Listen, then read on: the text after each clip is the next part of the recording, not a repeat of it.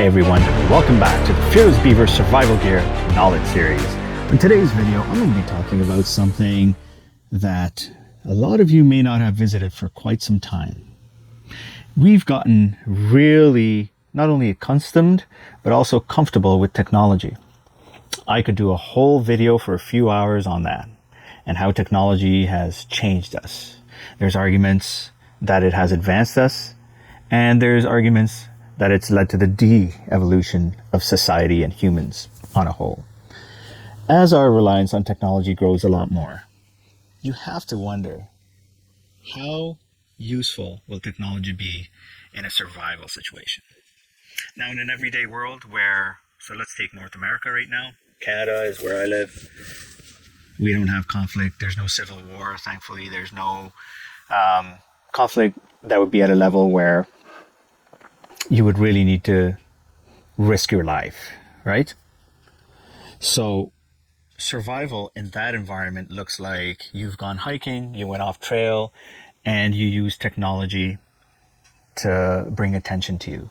So I'm talking about like the Garmin devices that have GPS, SOS built in. You can send text messages to either a predefined number or to 911 or search and rescue. That's an amazing use of technology. But there might be a scenario or a situation where technology doesn't work. Either an EMP weapon has been used. They even say that solar flares can affect satellite technology and its functionality. And what do you do when that press a button mindset isn't going to work for you? You need to get down to some basics.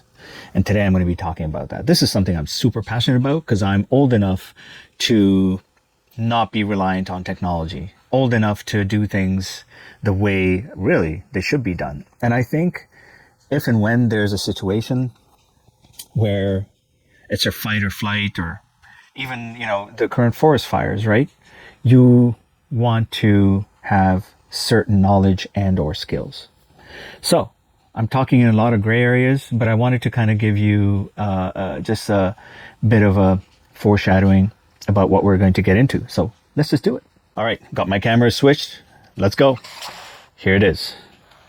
Today I'm going to be talking to you about road atlases and, there we go, maps. Okay.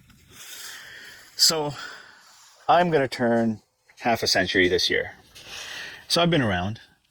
I grew up at a time where we didn't have technology, to when technology was created, to when technology has evolved to where it's at today.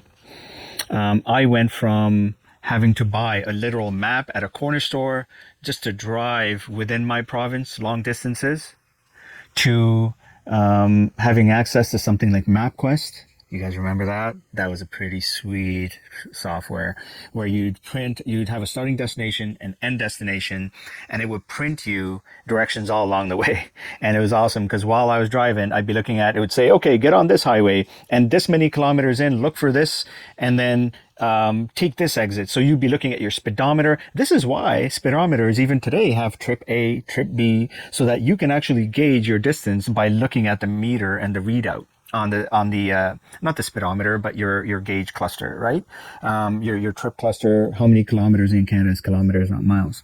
So the thing that technology has done by giving us everything at the press of a button is not only has it made things easier for us, which, hey, I'm down for that, but it's taken away the ability to even have the thought process to be able to conduct yourself in a situation where you don't have access to any of that technology to get from point A to point B. And it's not just about straight routes, because let me tell you, tomorrow, if panic sets in and everyone has the same idea as you better have some other options as well.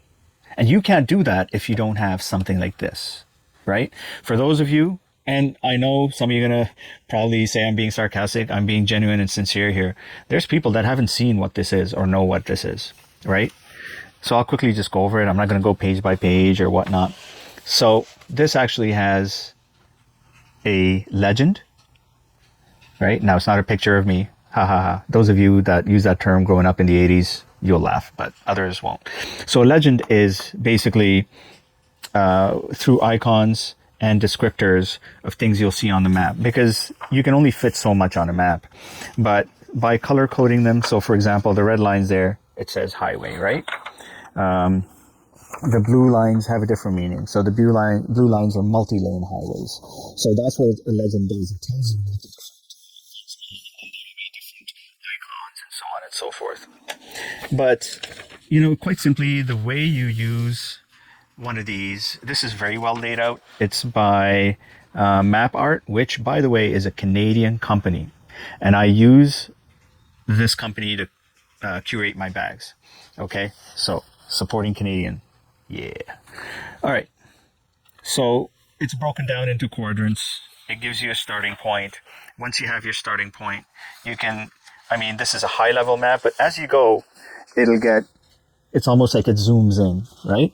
So yes, people, believe it or not, this is how we used to navigate, right?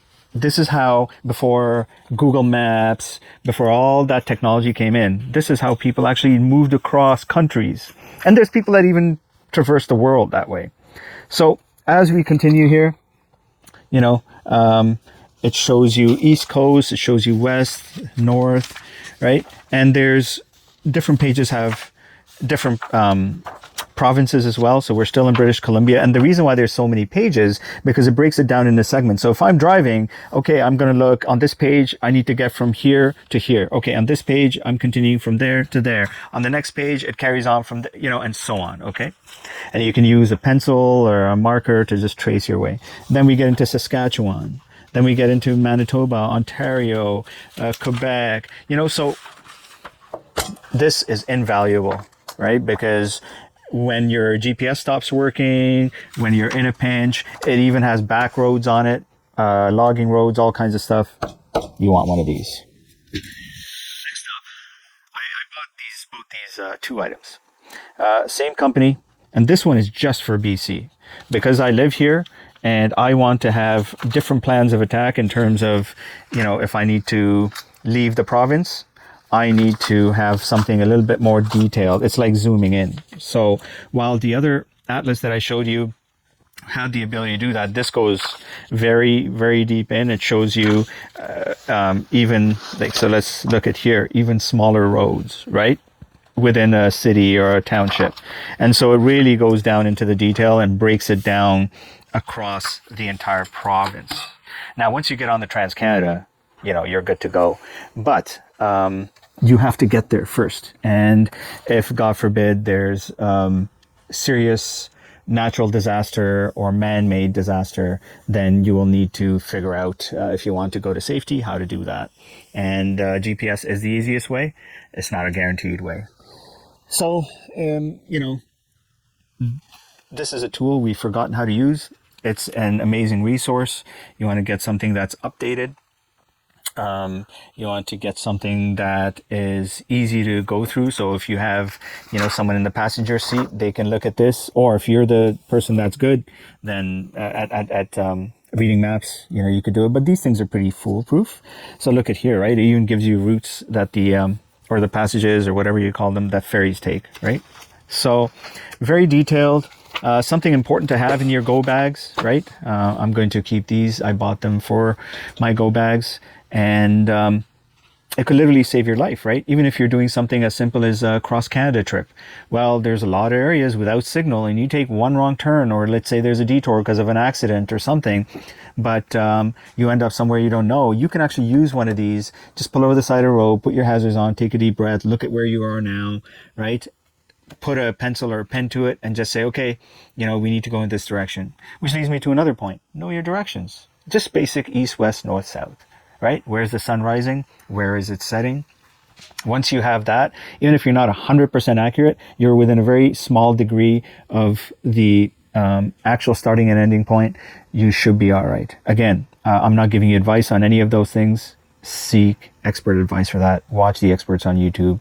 But for me, it's about having the very foundational mindset of what you may need to have with you, whether it be on something like a leisurely family trip across Canada or a survival situation.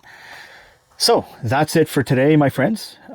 Summer is here. Have an amazing time. Have a blast out there. All right, guys, so that's all I have for this video.